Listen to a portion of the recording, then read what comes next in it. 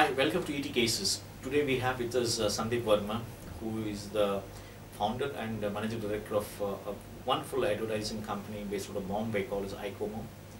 And more than anything else, more than his professional relationship, I think I have known him for just maybe for the last 2 months, but then I could gauge in this association the kind of pain that he has taken. I think I know what you call it, maybe social responsibility or call it the duty, whatever you call it. But then he has been with this great project called Manjunath, and this is a wonderful story that he has converted the legacy of Manjunath onto a wonderful cellulite. And we would like to catch up with him as to what made him stick with this beautiful story, and then why did he have to go through these travails and the tribulations for telling a very simple story, but I'm sure very powerful story. And let's hear from him as to what made him come into this story of Manjunath. Welcome to the Cases, Sandeep. So I think just before we get into this one, can you tell us a little bit about your background? About advertising? I think you were with ITC, you were with Mudra, and then you passed out of one of the very illustrious business schools, FMS Delhi, right? Yeah. So what got into this advertising? So before I start, I'll just clarify one thing. That it was, I believe I didn't take any pains. It was a complete pleasure to work. Oh, great. That's all, even honor. Yeah. Great. So my background, I belong to Delhi. I studied in St. Columbus School. Then I went to do engineering at BITS Pilani, where I also did a MSc Mathematics, apart from doing strictly that's electronics engineering. In my last year, I got a job with Tata Steel on campus, and my father was very happy with it. So I got very scared because I thought, brand in India. Yeah, so I thought I'll have to then work as an engineer, which I was confused about. So then I applied for MBA, just to escape having to work immediately. So my getting into a management course was more an accident to escape away from working, because I was still confused. I was trying to find my space. Parallelly from school to college, I used to do a lot of theatre, which I used to do a lot of writing. My father was a journalist, so I guess there was some influence from him. Creativity was born. So but that was, what happened to the middle class is that you can't take those risks. Of the creative field is extremely risky. The security is important. So that you keep that as a hobby and a passion. So that was how it was. But not to the mainstream. Not to the mainstream. So when I got into my management course, in fact I remember I did my summers with Unilevers, and then in my final placement, Unilevers wanted to give me a pre-placement offer, and it's a wonderful company, but it wasn't something which I wanted to do. So I actually, in FMS, I remember in the placement season, I hid in the bathroom because I didn't want them to give me an offer. You're the exactly opposite nowadays, actually. Yeah. So that was more because again, I full respect to them. But then when I came out, then ITC gave me an offer which is equally good in sales and marketing. So then eventually I got into that thing. So in ITC, I traveled a lot, wonderful company, and I learned a lot of marketing, but wasn't there for too long, around 1.5 years. I realized that the corporate world was treating me very well, and it was all coming very easy. And I had always till then got everything very easy in my life, including my marks or whatever else. And I got scared because I felt there was something else thirsting inside me to come out. And I felt that if I stay another 4-5 years in the corporate world, I will not be able to get out of it in case I want it. But the lifestyle which you build, after some time, it's very difficult to take risks and get out of that. I was still unmarried that time. So I left ITC. I had actually met Mr. A.G. Krishnamurthy, who's the chairman and founder of Mudra, in Ahmedabad when I was there with ITC at a party. Almost a drawing of... Yeah, absolutely. So he had met at a party, and I had narrated a couple of things which I had written to him at the party itself. So he had been quite impressed, and he had said that whenever you want to join acting, come to me. So then I contacted him, and I went to Bombay with Mudra. In the strategic side, we used to be called the Taiwalas, and the larger agencies are extremely, their divisions are very sacrosanct. So you can't really cross the boundaries. So the Taiwalas cannot give ideas, and the idea guys cannot go and meet clients. So that's the compartmentalized. So and I was full of ideas, buzzing with ideas all the time. So it so happened one day that I was handling a client called HSBC, used to be called Hong Kong Shanghai Bank then. and they wanted some television commercial, and my creative guys had not given me an idea over the last 1 month. So then I happened to tell the client an idea on my own, which was light, and eventually that idea was taken up, and in Mudra then moved me to the copy chief. Because one of the youngest guys around. Yeah, I was also, and also one of the most unqualified copy writers, because I didn't have a background. Normally you become copy chief after you spend 15 years in copywriting.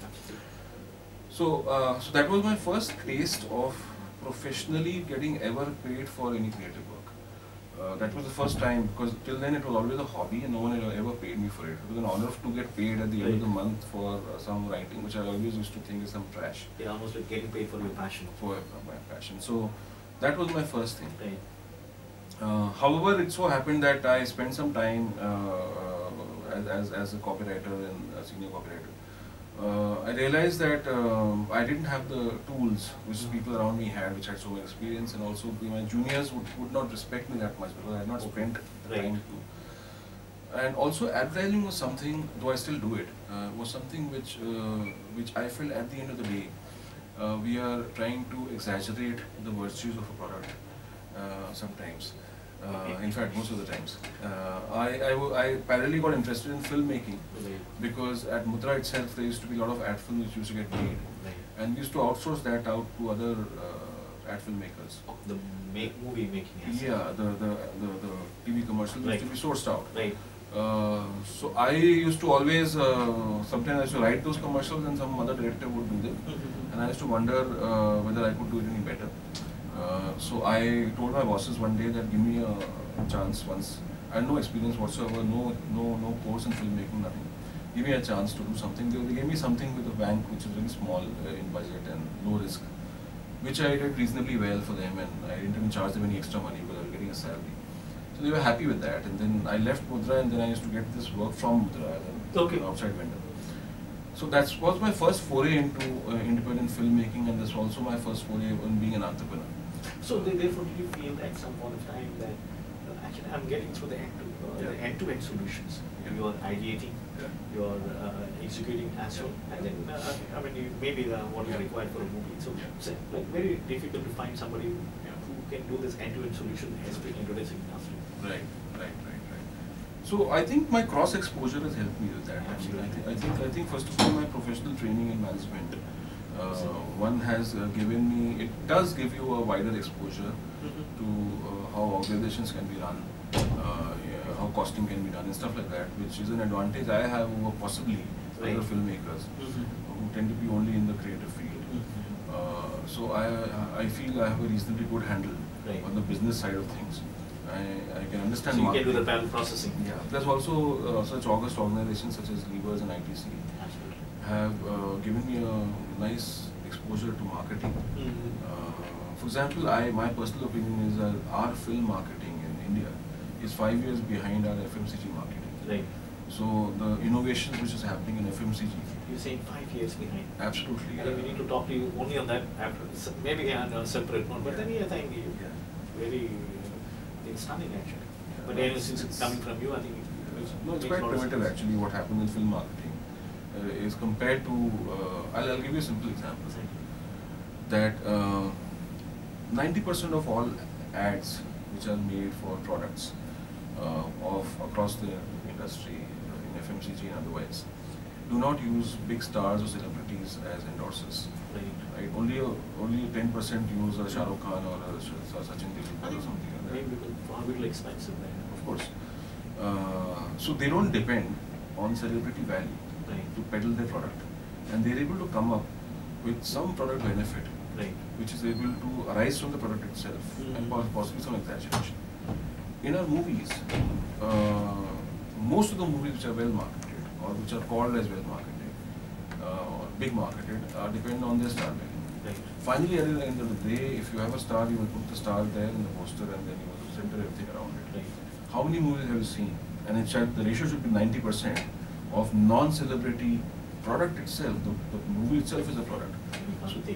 So that's why I'm saying that there is, on social media, if you have a Shah Rukh Khan in your movie, you will just put up a post saying that he went to Indore and there was so many fans screaming. But if you don't have a Shahrukh Khan, then you don't have a concept. Exactly. So that's why I feel that in many ways we are following. Yeah, it has to evolve. It has to go much further than it is. I think definitely. I think that's a different thing altogether. Yeah. I think film marketing. I think we need to look at it. So what I was saying was that it's basically I do have an exposure. I feel I have an advantage there. Right. So I think all this cross-functional exposure, which went from then becoming an entrepreneur, then running a show of my own, then having a team of my own, which is by itself a challenge. Accidentally, now nothing was planned, but accidentally it landed up, I guess, giving me a more cross-functional exposure. Right. So I think that is to my advantage, and I would like to, as far as possible, to every project which I do, I would like to give my expertise or whatever I have, whatever little I have, to that thing. Right. Even if I am not officially designated as the film marketer or the film producer, Right. I would like to share my expertise if anyone would like to listen. So All that must have gone to you, Manjunath, right, which we will definitely catch up at some point. Yeah. So when is ICOMO started? ICOMO started in 2001. Okay. So before that I had already left Mudra, Mm-hmm. and I was on my own. And so I started that at filmmaking company with a partner, who then eventually had his own plan, so he broke away and went somewhere else. So then I wanted to, then I was very interested in writing for films and directing films, and I had no godfather whatsoever in the Bombay film industry. Not in Bombay. I had no godfather in Bombay itself. I didn't know anyone in Bombay when I come. So I just got some addresses of people I wanted to work with, like Shekhar Kapoor, Sudhir Mishra, and Mani Ratnam. These are three people I thought that these are filmmakers I can work with. Well, let's see. So I got some addresses from a film directory. That time the internet was not that prevalent. So what happened is that I sent that so-called script, which is more like a book, because I didn't know how to write a screenplay. So I used to watch films and I used to write what I think used to be the screenplays. But I wrote some kind of idea which I had, a couple of ideas I had, and I sent these across to these people on their official postal addresses and hard copy. I didn't even register it to be safe. I didn't know there's something called registering a script. I didn't know that I needed to be safe in the first place. Very soulful thought, right? Yeah, meaning it was something, I guess, it was the age of innocence. And that's a very soulful, I would say. Yeah. But I mean, not very calculative. Not at all. I mean, I was just trying to look for something which I didn't know what I was looking for. Maybe somebody might have said at this moment that, what you naive, if I may use that expression. Idiot tha sala. Well said, very well said. So in that naivete I sent it across. Thankfully I sent it across to such senior people who would not have such that kind of risk. And now when I think of it, I find it so fantastic that I even thought that anyone would respond. As a matter of fact, the number I had and the address I had of Shekhar Kapoor happened to be his residence. I thought it was his office, but it was a residence. So I kept calling that number, and it was a landline number. There was no mobile at that time, which was prevalent. So I kept calling day and night from this thing because I thought Shekhar I should work with. And so many times I called. Finally, I got a person on the line who said yes, and he happened to say, "I'm Shekhar Kapoor. You keep calling here. I keep getting messages." So I said, "Sir, I have sent the script to you." So he said, "Let me think," and then he thought about it, and then he said, "Yes, I have a radio script. It's a very nice script." And then I met him the next day in Bombay, and then he said that I will work with you, Sandeep, but abhi kya hai, I'm going to UK. There is some producers who have wanted to work with me. I don't think anything will turn out. You know how it is in London, but I'll just I get a free ticket so I could go and come back. So I said okay. I was really happy, and then he went, and then I kept waiting for him, and he never came back because he started doing Elizabeth. That's when he got signed on for Elizabeth. Yeah. So he had thought he will never sign it, but that's what happened. But then I kept in touch with him, and then he said that, well, I'm not going to come back soon. So is there anyone else who I can help you introduce you to? I said Sudhir Mishra is one, because I'd seen his son Vishwani, which happened. So he said, I know Sudhir very well. He's my friend. So I'll call him. So he called Sudhir, and Sudhir in fact had also partly read some of the stuff which I had sent him. And then I started working with Sudhir sometime. In fact, I have co-written Hazan Khwaishe, which is his, in my opinion, his best movie. So that it's from Sudhir Mishra that whatever I have learned of feature filmmaking, I knew that filmmaking, but about feature filmmaking I learned from him. And not just about technique and camera, it's also about how to script, how to write, how to, he opened a vista for me.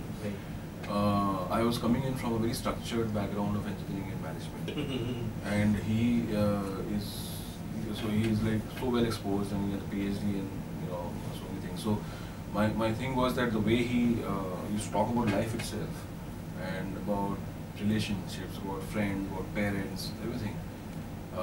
So it was something which was new for me, and to meet someone that senior who was that intelligent and that well exposed, I had never met anyone like that. So it's something which I immediately felt that I belong to this space more than the structured background.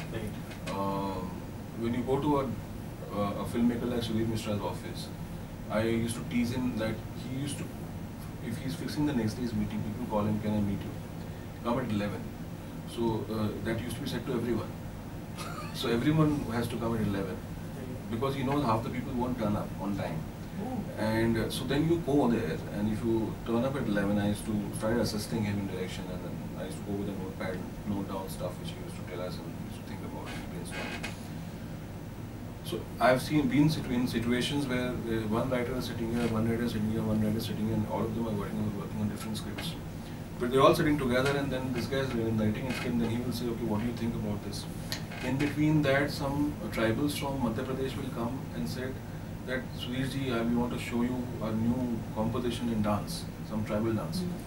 So they have come with all jing bang, all their kind of village instruments, and then they will all start performing in his office in front of us, and for half an hour or 1 hour we'll keep singing along with them.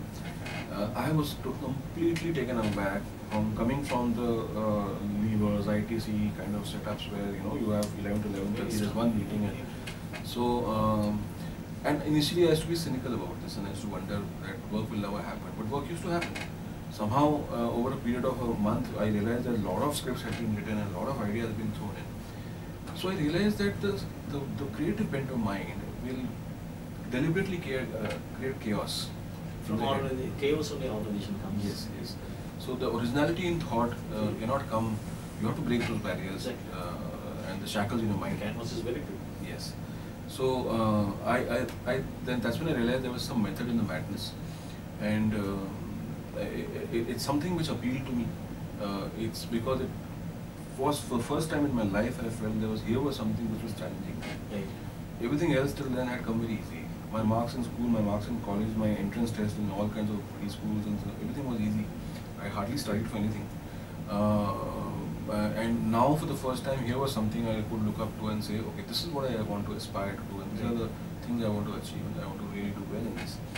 So that's when I guess I got stuck into the feature filmmaking world. But I soon realized also that initially there's no money in it. And if obviously there were expectations from me, from my family, from my parents, that they got me educated at very good institutes. So obviously there was expectation that he will be doing well and stuff. So I realized that if I work with Sudhir Mishra or people like that who are also not the regular, they're little alternate cinema. Yeah. So they don't have themselves that much money to pay me. So and I want to have a lifestyle of my own. I don't want to slum it out, and I don't have a rich father. So I need to find my own source of income, which was steady. That's when I started ICOMO.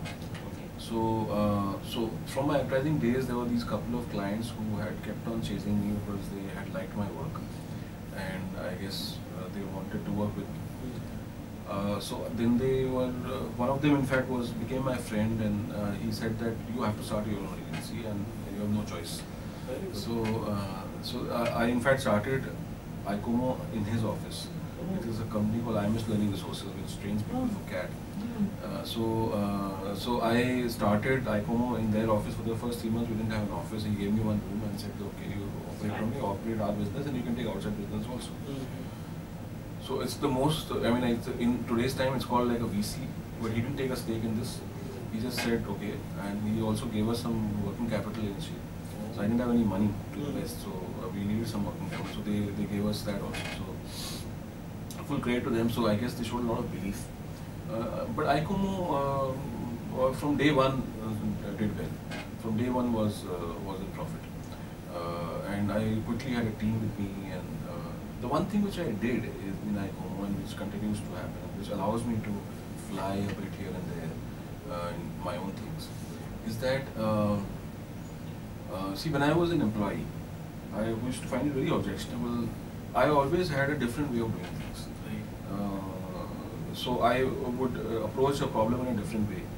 There is a certain structuredness which happens in corporate setups, that there is a certain process which you need to follow, and often my bosses used to come and check the process itself. And I used to feel that if I fail, then you question me, but if you've given me 2 days over something, don't worry if I'm sitting in office and you told me to do research. The research is happening and it will happen correctly. I'm not faking it. But there was a lot of, I felt at that time, interference. Policing kind of thing. Yeah, policing into that. And I always frankly used to feel, and funny as it sounds, that I'm more intelligent than my bosses. So I don't know whether I was right or not. Fair but enough. I don't know. I mean, I could be wrong, but the perception is what matters. Exactly. So, when I started ICO, this is one policy I've made from the beginning, is that I will not interfere. So I leave my employees to their own devices. There are certain tasks which are set for them. I think just to not break the flow of thought, I think most of the time people fail to understand the difference between involvement and interference. Yeah. And where you are coming from is involvement. Involvement. People involve only when it's required. Yeah. So I mean, my brief to my employees is now, since we're an agency, is very simple, that if you need my help, ask me. I'm always there. My door is always open. There's free access, and there is no seniority. I will not come and ask you. Now, the question is that we are working with clients who expect me to know everything. By not interfering, I may not know every small detail. If there's a problem, you make a mistake, I need to know from you before the client calls me, because he will call me if there's a mistake. If that rule you break, then I have a problem, because I'm giving you so much freedom. So most of the employees, and some of them in ad agencies, people don't stay for more than 6 months, 7 months, high attrition, but I have people who work for 8 years, 10 years now. So the ones who get stuck and like this freedom, then find it difficult to even visualize working somewhere else. So what's that also done is that one is it's created a team for me which is very responsible. I'm out here right now with you and I don't have to worry about my clients being handled. Second is that I am also able to, second is I have a great pride in developing people for the industry.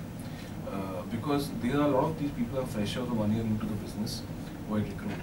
They spend 5, 6, 7, 8 years and they are all working with Mudras and Lentas and of the world and senior art directors and senior creative people and all that. Which is something I feel is a contribution, that you pick someone, because otherwise these large agencies don't look at freshers. They don't even shut their doors, they want only experienced people. So how does fresh talent come in?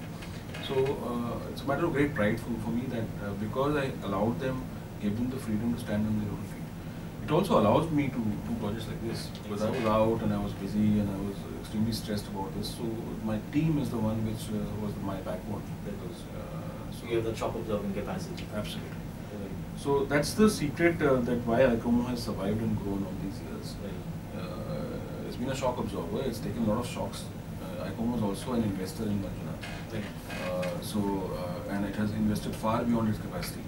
There's a lot of overstretching there. Absolutely. We've taken a lot of loans.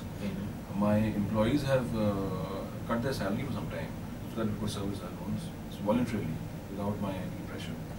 A couple of my employees, young girls, have taken loans on their personal loans to give us money to invest in the film. So that's the kind of commitment. Because I put the matter open to them, saying that this is voluntary completely. And if anyone doesn't want to take a salary cut or doesn't want to, can just write here that I will not, and there's no discrimination which we will face. So not only did people take a salary cut, but a couple of people actually offered more money than that. So, so I'm very proud of this team, and they've stayed with me for all this. So it's like a small family. So that's what. So I over a period of time, I've realized what started off as simply something to keep my kitchen fires running is something with which I now have a deep sense of belonging. So it's I don't think, even if I become more prolific in terms of feature filmmaking, I don't think it will ever happen that I will close on it. Earlier it was just a device to hold me till some time, but now I think it's a part of my life. So you can't be, it's inseparable now. Inseparable.